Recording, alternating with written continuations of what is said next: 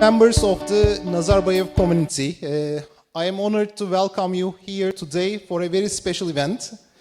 It is my distinct honor that we have three members of our President Kasım-Jomart Tokayev's National AI Council here with us today. One of them is right now meeting with our Minister of Artificial Intelligence and will be joining us shortly. Our first distinguished guest is Professor John Hopcroft, the Professor Emeritus of Computer Science from Cornell University and the Director of Center on Frontiers of Computing Studies at Peking University.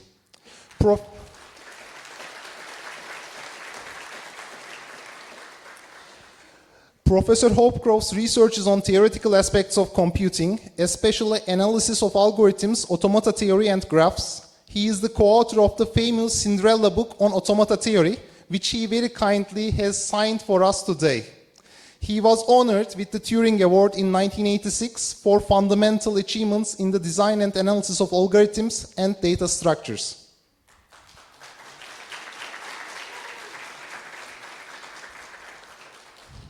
Welcome to Nazarbayev University, Professor Hopcroft. Our second eminent speaker is Professor Peter Norvig, a Director of Research at Google and a Distinguished Education Fellow at Stanford's Human-Centered Artificial Intelligence Institute. Professor Norvig is the co-author of the most popular textbook in our field, Artificial Intelligence, A Modern Approach, which all of our students in digital sciences at Nazarbayev University also study. He is a fellow of the AAAI, ACM, the California Academy of Sciences, and the American Academy of Arts and Sciences.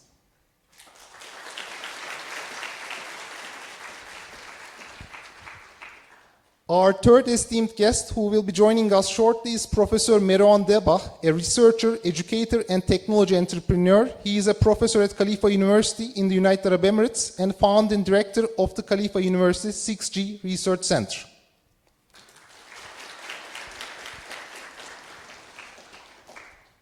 Professor Hopcroft, Professor Norvig, we have collected from our university community over 100 questions, and the data scientists of our institute have made a final list of 20, which you have in the pages in front of you. We will be very kindly asking you to pick some questions out of those and answer it for our university community. Please limit your answers to 3-4 minutes. Can we start with you, Professor Hopcroft? A question has to do with data, and this is something that has changed during my lifetime. Today we have enormous amounts of data that are available to analyze. They've made statistics very important, and we can extract tremendous amount of information from that data. But to illustrate this change, I will tell you about my PhD thesis in 1961. What I was going to do was something which is equivalent to the image recognition competition. What I wanted to do for my thesis was to take handwritten integers from 0 to 9 and develop a network of threshold logic units to recognize them. But the difficulty is I first discovered there was no digital form of data available. And I considered writing 1,000 handwritten integers. But then I observed that there was no technology to transfer those images to data forms. So I changed my thesis topic to just training threshold logic units. And then I discovered that there wasn't sufficient computing power to train large networks. So I changed my thesis topic again to training networks of 2 threshold logic units. But this is how the world has changed. Data is available today. And one of the things that is happening as technology is developed to make digital data, that improves science, and as science improves, that improves technology. The two work together. And I just wanted to point out that the amount of data today has changed the nature of research. I agree with everything said there. I just wanted to add one more. The way this question was phrased is we often hear that data is the new gold in AI. And we hear that phrase. We also hear the new oil or the new electricity. And I certainly agree that data is really important, and computing power to match it is really important. And that kind of makes algorithms a little bit less important. But I think calling it gold or oil or electricity misses part of the point, because those things are fundamentally fungible, right? If you have oil, it doesn't matter if it's Kazakh oil or Saudi oil or Norwegian oil, you can still put it into your engine. But if you have data in one language and you're trying to do another language, that data doesn't do any good. So data is not quite the same. It's important to have data, but it doesn't work in the same way that those other commodities work. I haven't picked anything, but so I have to choose? Yes, please. Okay, I choose the same question as my colleagues before? Or? You are more than welcome to do so. Okay, good. Okay, I'm going to start with the first one. So I'm seeing here. So do you think the future depends more on collecting big, large data set or building smarter algorithms that can learn from less data? So yeah, so that's a very good question from my point of view. I don't know who asked this, because the trend today, of course, is basically to keep the kind of same type of algorithms, which are based on, at least for people who are building LLM called transformers, and increase the data, which certainly is not a good approach. However, if you go around that trend, what we're seeing today people doing is, of course, due to the lack of data, going into more synthetic data. By the way, if I was a student today and I would need to do a startup, I would strongly advise you to build a startup on synthetic data. These are being heavily acquired at the moment because of the trend of making models with more data. On the synthetic data front, if you go on that front, which also I think, again, we'll talk smarter algorithms are surely the best approach. The synthetic data based on Gen AI approaches is certainly not a good one. You have to know that today, basically, roughly 20% of Wikipedia is Gen AI data, you have to know. Nobody does a LinkedIn post. I mean, a few of you certainly do a LinkedIn post, but they're all corrected by Gen AI. And what you can show is that if you train a LLM on Gen AI data, you have a model collapse. So the question of more data is becoming sort of a plateau, and finding ways which go outside the realm of basically building data sets which are generated but based on digital twins or new ideas you can have is certainly a good path if you go on that trend. Now, as far as I'm concerned, of course, I'm more a pragmatic person, and it's not about having more data. It's mostly about, changing the paradigm on how we are solving the problem of training with, at the same time, less data, but also smartly in all these capability of going towards what we call world models, meaning our capability to take more and more of the environment, because we know that, let's say, I don't like the term AGI, but whatever super AGI, super intelligence you can call it, is not going to come from text only. And so you don't basically learn by just reading books, and it's many books and pictures and images that you can do. I mean, you don't lock a kid during 20 years in a library and expect that coming out from him by reading all the books of the library, he becomes extremely talented. So for sure, so those are my comments for that question. Thank you, Professor Debbah. Professor Hopcroft, which is your second choice? Actually, the second question here is probably the most important question. Indeed. It says, does the dominance of data-driven deep learning, with that, what's the role of classical computer science, of automata theory, complexity, and formal logic? But this leads to something that I tell students, and it's probably the most important thing for you to hear today. You get one life to live. Don't waste it. Find out what you enjoy and organize your career so that instead of working, you're going to do what you enjoy. Now, I've talked to many Nobel Prize winners, Turing Award winners, and so on, and asked them what was their strategy that led them to get the recognition they got. And their initial answer is, I had no strategy. They actually did, and I'll explain what it is. If an opportunity came along in their life to do something, and it looked like it was exciting, they grabbed it. If it looked like work, they said, I'm too busy, I can't do it, forget it. So the people who are most successful are those people who are doing what they enjoy. And so part of the mission of the university is to help you figure out what you really enjoy. And that's why in many universities in an engineering program, you're required to take maybe 3 humanities courses and maybe 3 social science courses. The reason for that is to help you figure out what you really enjoy doing and having a successful life. Thank you very much, Professor Hopcroft. Professor Norvig.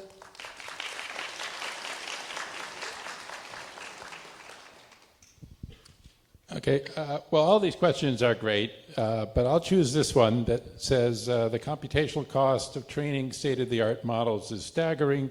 What should we do to create green AI? And I think my answer to that is there's been a lot of confusion about this, and I think we already have green AI, and in fact it's super green, and it's saving us a lot, and it's going to do even more to save us. And I think the reason we get confused and say the energy consumption, environmental concerns are staggering is because they're operating for hundreds of millions of people. And so, yes, that is going to be staggering. So I think don't look at it that way of just adding it up over those millions of people, but there are better ways to look at it. So Google came out with a paper recently that says if you do one prompt to an LLM, the amount of energy used is equivalent to running your microwave for 1 second. So that doesn't seem like much, right? So if I'm sitting in the room and I'm using my large language model, and then I also running my laptop and running the lights in the room and running the heater in the room, the AI cost is the least. All those other things are consuming more energy. And in fact, my body is consuming more energy over the time that I think about it than the AI model was. And then another way to think about it is, you know, another thing we hear about with bad environmental impact is airplane travel. And you can think of OpenAI as being an airline which has exactly one plane that it keeps in the air, but there are 100 million people on that plane continuously. So that seems like a pretty good deal. So that's all good. And then there's all these applications of saying, here's all this energy savings we can do. Here's a way we can help with the environment by using AI to make new inventions. So that's an area in which I'm pretty optimistic rather than being concerned. Thank you very much, Professor Norvig. A great viewpoint. And Professor Debbah, your pick and... Yeah, so I'm going to choose a question which I think is highly relevant, is what can university students, how can university students stay competitive in the era of AI, and which major do you recommend to study? So I think this is a very important question, and it's all the more important that we're seeing recent studies. Even the afternoon, I was discussing with one colleague about the fact that, you know, fresh graduates in computer science are having a harder time finding jobs today, which is quite surprising when you think about it. But it was a Stanford study. You can take a look at it. It was just like recently published. And so certainly, I mean, there's a couple of things first. I mean, the quantity of information is going to be staggering in the future. This is something that is quite easy to see. We had a discussion yesterday. There are books which are being released at the month, basically, type of periodicity, which makes things quite hard for you to grasp. And I think this is the first thing. Second thing also, when you think about AI by itself is becoming a tool which is heavily used to be able to solve problems much faster. However, what we're seeing is making those problems or posing this problem is extremely still difficult, and the value that you bring is over there. I mean, when you think about a PhD, for example, I know some students here maybe are doing their PhD. a great part of the PhD is trying to pose the problem. Once you pose the problem, solving it is quite easy. I mean, it's quite easy. There's some work to do. So what we're seeing today is an acceleration, basically, of the capability of solving problems, and this will continue. But making those problems is still basically where your added value. And I think what you need to be is basically what I call problem makers rather than problem solvers. Coming up with the exact kind of problem which is defined. So then being able to use those tools goes quite fast. Now, of course, I mean, prompting is an example, typically, by the way. I mean, all of you have been seeing that the quality of your question basically impacts the quality of the answer or the report. So you need to spend a lot of time on that. But posing the problem has become an art, and I think trying to get people who are able to do that is very important, which goes back to the kind of things you study, and I think Kazakhstan has a very good position in that. I think your past history made it that on maths and physics, at least on the fundamentals, you're very good.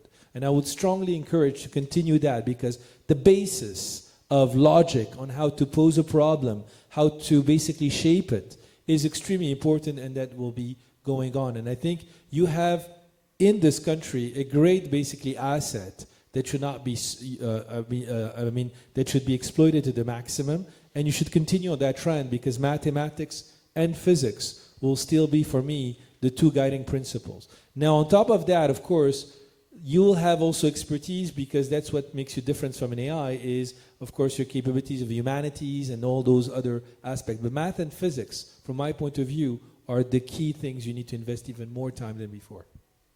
Thank you very much. Great answers to great questions. Maybe we should move to the second page. It has very interesting questions as well. Professor Hopcroft, what would be your pick from the second page of questions? Well, let me just take one from the first. Absolutely. The question here is, what is going to be the impact of AI on education? People who study what is an excellent faculty member. It's not how knowledgeable they are. It's not how good a lecturer they are. It's whether they care about the success of their students. And for that reason, I don't think AI is going to replace faculty members, because you'll replace the most important aspect of education. However, AI will play a role in helping faculty. Someone in the meeting today said it'll generate exercises, grade them, and so on. And it will tell maybe the faculty member what are the problems, what is it that students don't understand that you've taught, and so on. But it turns out I only know of 2 technologies that have had a major impact on education. One of them is the blackboard. Prior to that, a faculty member could only teach 3 or 4 students using a slate. The blackboard allowed him to lecture to 100 students at a time.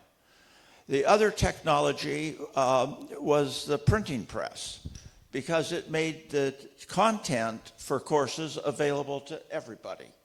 So whether AI will become the third technology is an open question. I don't know. I'll mention that when I was about 10 years old is when television came. And I thought, when I was listening to the teacher talk about history or a battle or something, that we could see it as a show rather than a boring lecture. Well, television has not had a major impact of that nature on education. So it's still an open question whether AI will become the third technology that'll have a major impact on education. Thank you, Professor Hopcroft. It's great to hear that we will have jobs for the foreseeable future. Professor Norvig. Okay, I'll move on to page 2, and the question, how might AI fundamentally change the scientific method itself and drive new discoveries in physics or biology? So I think that's a great question. And we did see this year an AI system driven by some people win the Nobel Prize in chemistry by essentially solving the protein folding problem. So you have these complex proteins that are these long strains, and you know the chemical formula, but how do they fold and interact with each other? And it used to be you could get a PhD by just figuring out the structure of one protein. And then AlphaFold came along and said, okay, I did all 100,000 of them. Give me my 100,000 PhDs. And didn't get that, but did get the Nobel Prize. So I think that's interesting. I think we can have these tools as an aid, but as Professor Debbah said, I think the really important thing is figuring out what the right questions are. And once you have the right questions, yeah, then we can get to the answer, and AI can be an assistant in that. But getting the right questions right is the important thing. But I think the other thing that AI enables us to do is to give different answers. And we've been somewhat limited, I feel, in the way we can express answers. So physics has had it easy because they can have answers that are simple, like F equals ma and E equals mc squared.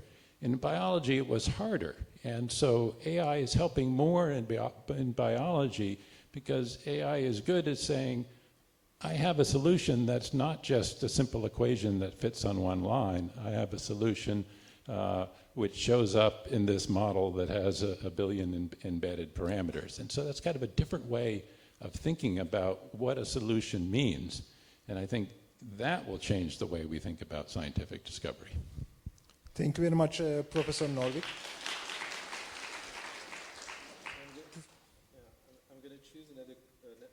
I'm going to choose another question, but maybe just one comment, because at the beginning I wanted to choose the first one. I think this question is very interesting in the sense that I think the paradigm has changed. If you go back to Newton, you would basically first propose a theory and you would use the data. This is how science works, or hypothesis, and use the data to validate it. And then basically with multiple experiments, you will find what's the value of gravity, you will put it and then test it and you're happy with it.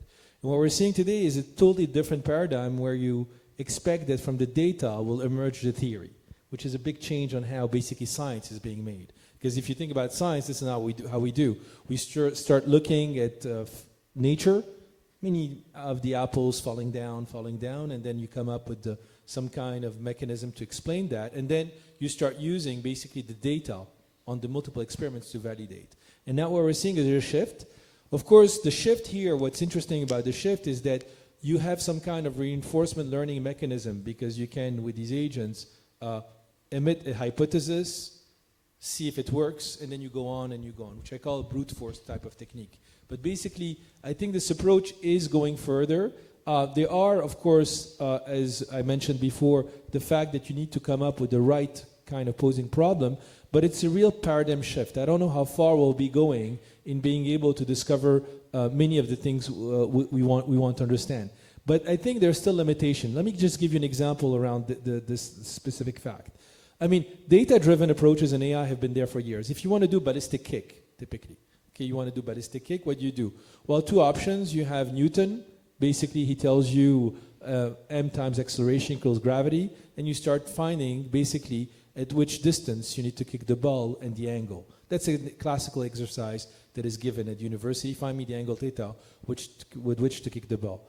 If you don't know basically the theory, what you would do? Well, you would go to the data-driven approach. You would kick the ball many times. And by kicking the ball many times, you put in two columns, distance, angle, distance, angle, distance, angle. And next time you're asked to kick the ball, if you're asked to kick the ball of 100 meter, you will look in the table if 100 meter is there. By the way, this has nothing to do with AI. It's called data mining by itself and finding a number in a database. Where it gets interesting is where the number is not there. And we know today, this is called function approximation, that with a lot of data and with this neural network basically perspective, you'll be able to link the two columns. But then there's some caveats in the discovery process. What are the caveats? The first caveat is basically you need a lot of data, because you need to kick the ball when there's a wind of 5 kilometers an hour, 10 kilometers an hour, and you need to span all the cases, because imagine you train your model for a given wind and then it's another wind. Second thing, which is very complicated in the scientific discovery, is that you don't know which columns you need to use. I told you there was a one-to-one mapping between distance and angle, but if you go back to school, initial speed is very important. In fact, there's initial speed, distance, angle. So knowing the mapping is quite important, and I see this example many times in the doctor medicine field. I mean, the doctor comes and say, hey, I have a column called cancer, I have a column called temperature. Now I give you a new temperature, tell me if the patient has a cancer. It's obvious for you that you will not be able to find any mapping. The question is, what are the other columns? But where I think the difficulty lies still today with all these methods is, whatever you kick on Earth, you're not able to know how to kick on the moon. And this generalization perspective is still basically, from my point of view, a big problem we haven't solved, and which will require a very new thinking of new sort to be able to do this generalization, which is still limiting us, so whatever scientific discovery. I spent too much on the first one, so maybe I'll go and then maybe I'll choose another one. Yeah. Thank you, Professor Debbah. Professor Hopcroft, what's your next choice? There's one question here about AI models already have received a gold medal.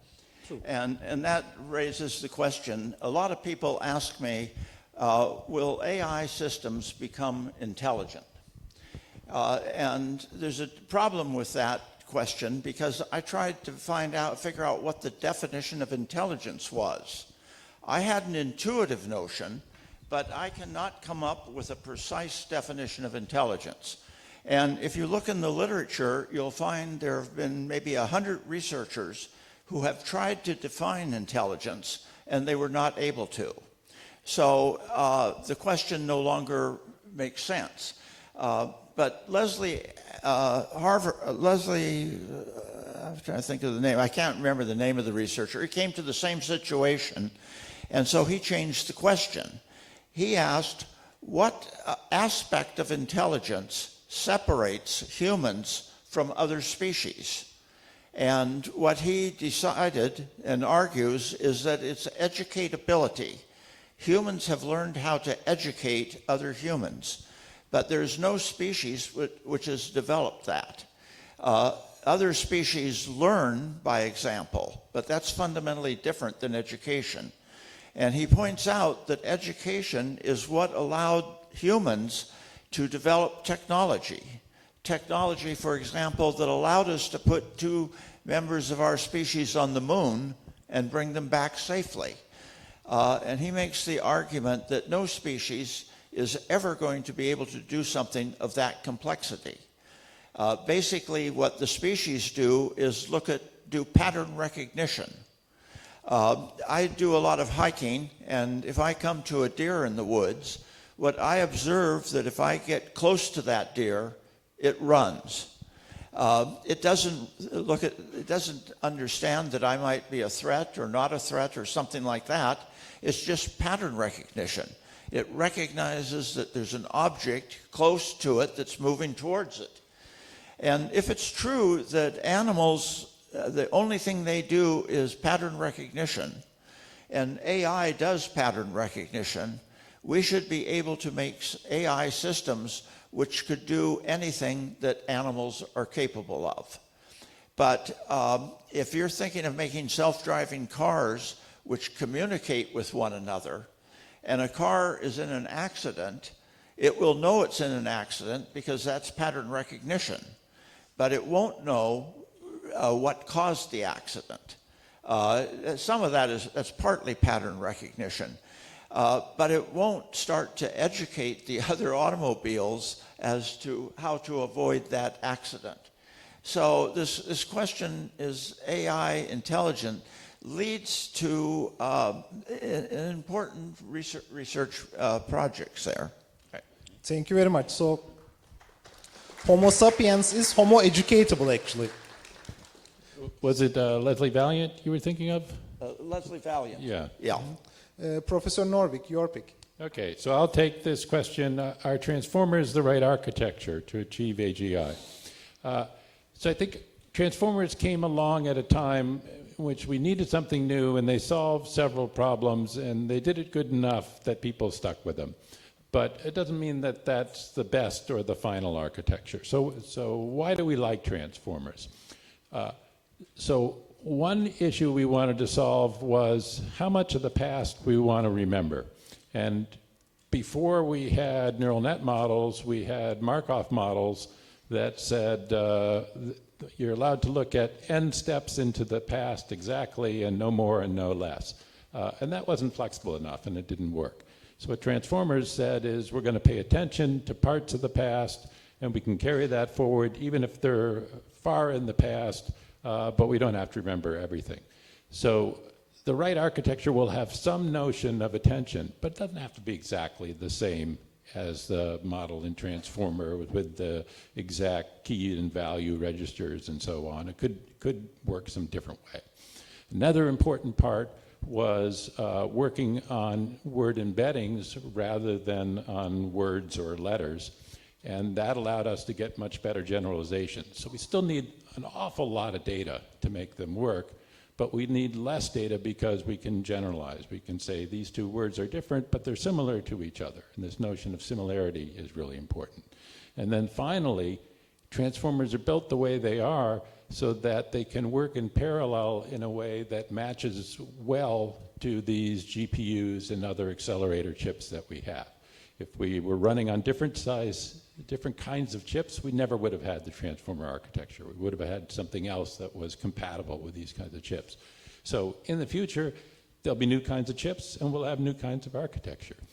And also I think is really important is we're starting to focus less on the training period and more on the inference period.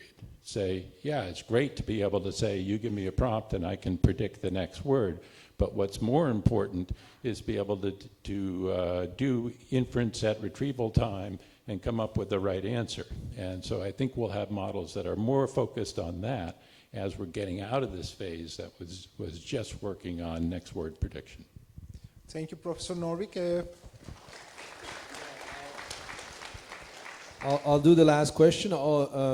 Maybe some comment after on the right architecture, because I think your responses were great. And I think also people are missing a bit of spot when they're building data center on this mix of training and inference. And inference is going to become a big thing. And with that, I think for energy problems and architectures, you can come up with some very smart techniques of inference processing units, which are only doing that, which go beyond the transformer architecture. So I think this is for the students a very good, I would say, approach to go forward in terms of research.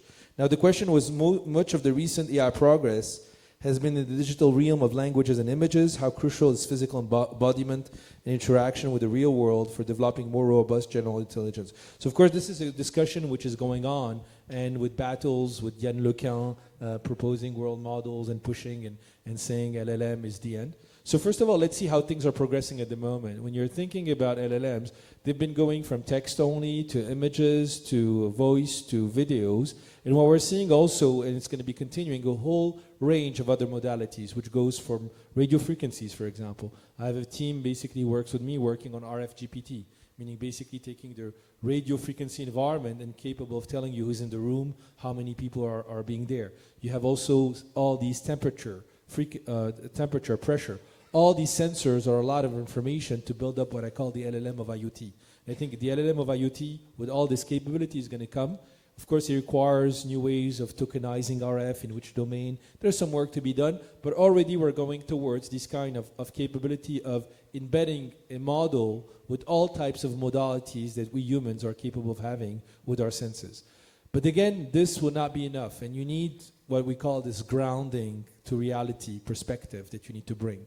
And of course, the ideas of reinforcement learning, which have been put in interaction, is for me at the heart of how you progress these models, because you need to interact with your environment. Whatever you learn just on a basic number of data, whatever the modalities, will never be enough. So of course, there's a shift. The approaches, however, we all know them. Discussions are taking place at the moment, proposals of world models or their perspective to go forward. But I think it's quite important to get this capability of interaction with the environment, which is missing today. And of course, one of the key pillars which will enable that is the pursuit of AI towards robotics. And I think robotics is becoming the big thing today of embedding AI and having this grounding reality perspective. Yeah. Thank you very much, Professor. Professor Hopcroft, maybe it's time to go to the third page. Okay, how about I take one of the last ones from the second page? Of course, just it's also fine. Because there's one here that says, how can a country like Kazakhstan find a competitive edge in AI industry? And I think of AI having two components. There's the theoretical component, trying to make things work better and so forth, and there are the applications. And the real value of AI is in the applications. It's changing the nature of computer science education. During my career, we were focused on making computers useful. Well, they're useful today. And so now we've changed, the focus is on what are they being used for. And many faculty are developing relations with those in agriculture, biology, medicine, and other disciplines. And I think that if you want to have a real impact, it's probably going to be in the applications. And that's what's driving the money and so forth in the area. But I'm going to come back to something I said earlier.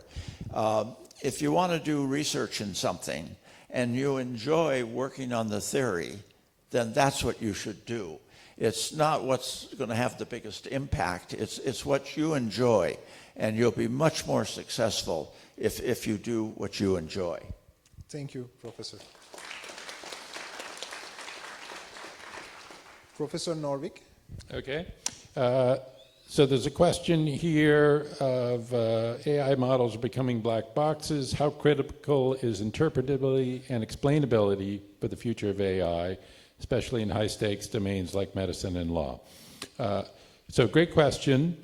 To me, I focus more on the term trustability rather than interpretability and explainability, right? So these all sound kind of the same, but they're different. Interpretability we use as a technical term to mean, can somebody from the outside look into the model and figure out why it got the answer it did, why it did what it did? And then explainability is, can the model itself explain what it's doing?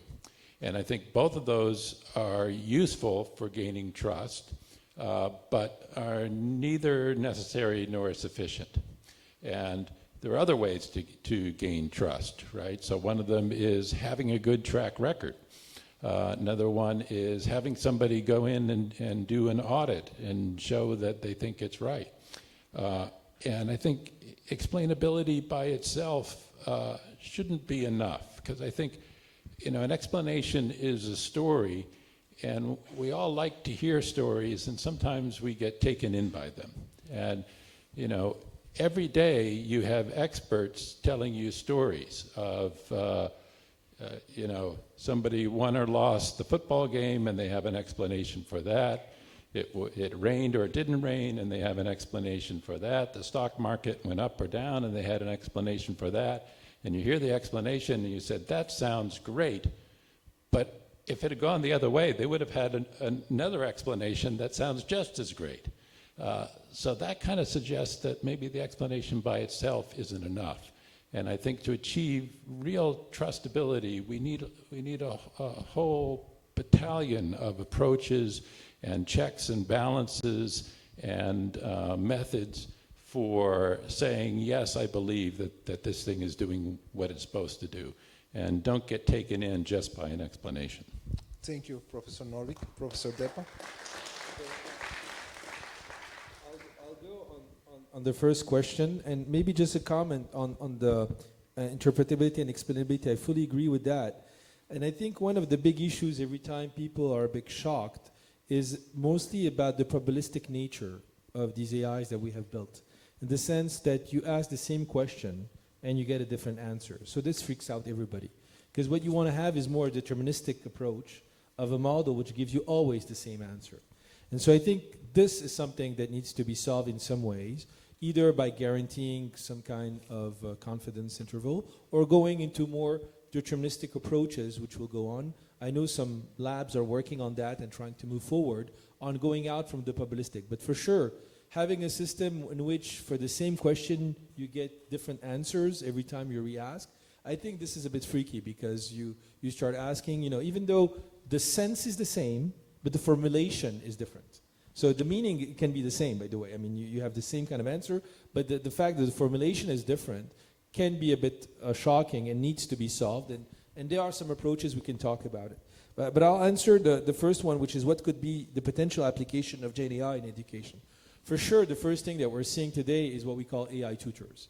And I think, I don't know if it's implemented already here, but many places in the world we're already starting to see in classes the capability of having, in the case of Khalifa where I am, they have duplicated me in something in some sense with an avatar. So there's some guy who looks like me, talks like me, basically, and basically mentors the students on questions after the class. So I'm still teaching the class. I don't know how long I will have my job, but I'm still teaching the course. But then basically they have a copy of me where they can ask questions orally in Arabic. And so it's quite astonishing that one of the first applications that came in was basically this AI tutor in your own language, means because we have a variety of students coming from different regions, China, of course, UAE, but also other countries, and for which basically this AI tutor is becoming a very interesting tool on how to move forward around basically this capability. The second, of course, thing that we're seeing is all about, doing exams and questions and things. All my colleagues are already using that. Basically, posing an exam takes time. And of course, using a Gen AI tool to help you in changing the exam, because each year we're asked, because students, of course, take the exam of last year plus the copy of last year, coming up for something is something also coming up quite nicely in terms. Evaluations, I think, is going to come the next step. Strict evaluation of how students are done, at least at the first level for written exams. On the oral part, I think humans will still be there. But on the written part, I think a lot of evaluations will be being processed by Gen AI tools. So things are progressing quite fast at the educational realm, which also poses the problem of how universities in the future will be shaped. And I think we're seeing a big change about what is the role of the university, where knowledge basically is already there. So we're not just providing only knowledge as we used to. So there's a big change on how we bring basically people in terms of managing and pushing and providing them basically use cases. Something else also that universities are trying to solve with this Gen AI realm is the capability of showing why would the students come to university? Why would they choose to come to university and go to a professor? And what we're seeing also is their capability of having a close link with the professors and the lab to have the latest kind of results, hands-on experience to do. It's the same kind for companies, by the way. A lot of companies, when they come to me, because professors in universities collaborate, and my colleagues have been doing this for years, you collaborate, of course, with companies which want to come to you. But in general, companies do not come to you when you have the result already done. Because once you publish the paper, everybody knows the paper. And therefore, there's no reason to come and see me. People come to see you because basically they want to have a grasp of what's happening 2 years before the paper is published. Because you have a grasp of what's happening in the lab. You have a grasp of what's happening in the team. So you start collaborating with the team already as in industry. So you start understanding what's going to be coming next. And I don't know if I have some people here coming from industry, but if you're waiting to see the demo to start interacting with the professor, believe me, it's already too late. Because if the demo is already there, it means already the information is out there and everybody knows about it. What you need to do is create some close links with those students, professors, so you have a grasp of what's going to be coming in the next year, in the next 2 years, so you take your competitive advantage. And education will be the same thing. By coming in the best universities, you'll have a grasp of what's going to be coming in the next 2 years before it appears. By the way, a lot of people, I'm surprised, were aware of GPT and ChatGPT in 2022. The GPT era started in 2017 with the famous paper, Attention is All You Need. And so people who were working and closely with universities saw GPT-1, saw GPT-2, saw GPT-3, and until GPT 3.5. So you had all those years before to prepare yourself about something which was going to come in 2022. Yeah. Thank you very much. Now I will go off script. And for the last questions, I will ask a general advice from you for our students, because you are great scientists, giants of computer science and artificial intelligence, but you are also great educators. So we have lots of young scientists in our audience. What advice would you give them to guide their careers? Professor Hopcroft. Well, I come back to what I always say, and it has to do with what is the purpose of an education. The purpose of an education is to help you have a good life. And so I keep coming back to what do you figure out what you enjoy. And that's a hard question to answer. I thought initially everybody knew what they enjoyed. Until in one lecture, a young woman raised her hand and said, "How do I figure out what I enjoy?" And I had to tell her it was an interesting question, but I didn't know how to answer it because nobody had ever asked me that before. Now I've thought about it, and I have a lot of answers. Just explore different things and figure out, in a lecture in the last week or so, was there something you got excited about? And interact with other children and try things, try sports to see if you like them, try and figure out what you really enjoy. Because I'll go back to what I said, you just get one life to live, and don't waste it. Thank you, Professor Hopcroft. Professor Norvig, please. So I certainly agree with that sentiment of do what you like and what works well for you.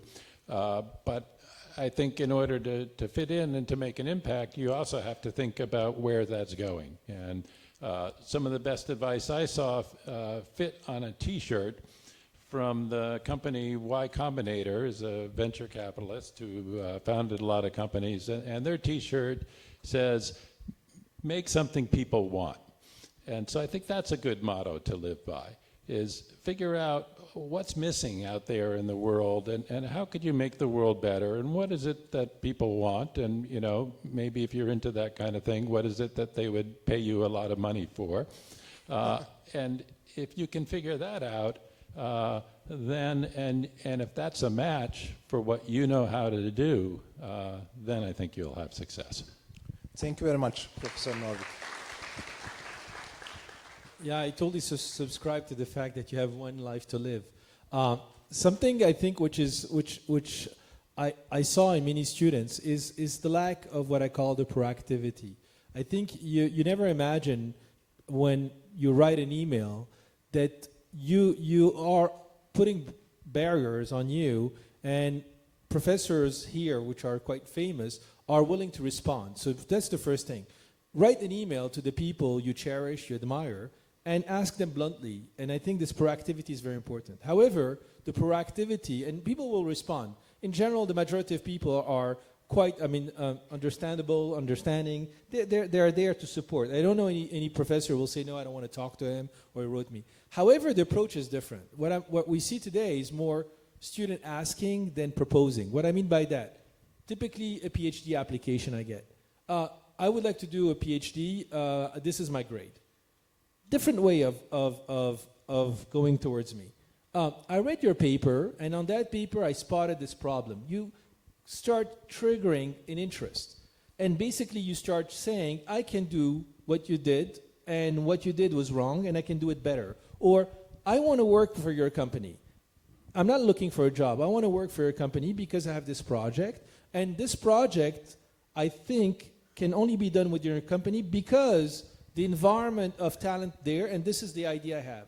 Once you start giving and being proactive, the person will respond. Why would a person respond when you're proposing to him already an asset and saying, I want to work with you because you're the right person with whom I can have my project fulfilled. And I think this proactivity is a bit missing, where the majority are more, a lot of at least the emails I get. I haven't gotten any email from Kazakhstan yet, but basically in terms of being more proactive in how you shape your request in terms of going in your future, because there's a future where you give and you get. And I think the best matching is this matching of give and get.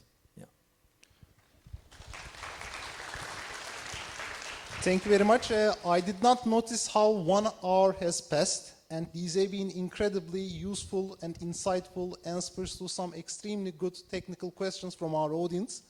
I once more would like to thank you sincerely for taking your time, coming to Nazarbayev University and sharing your wisdom with our community. We have been certainly honored.